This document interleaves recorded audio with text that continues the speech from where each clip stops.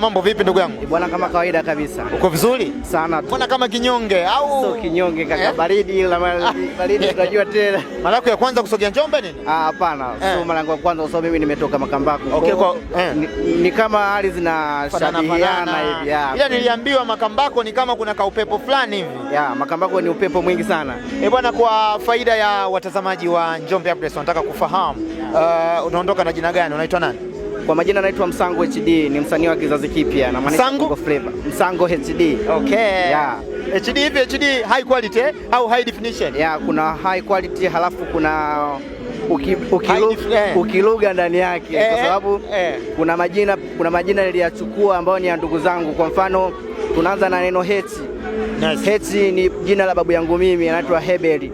Alafu D ni jina la baba yangu mimi, anaitwa David. So tukaamua tuondoke nalo hivyo yani. Bwana, tunakuja kushuhudia uzinduzi ugaji wa tuzo ndani ya mkoa wa Njombe kwa upande wa waigizaji lakini pamoja na wasanii. Wewe kwako hii unaichukuliaje na unaionaje?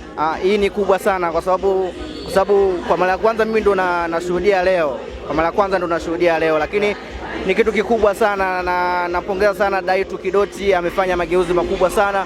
Sana yetu nakwenda kuonekana vizuri kabisa. Bwana, mimi nikushukuru sana, bila kupoteza wakati ni kukaribisha tukaendelea kutazama ugawaji wa tuzo usiku wa hivi leo. Asante sana kaka. Yes, huyo ni Msango HD.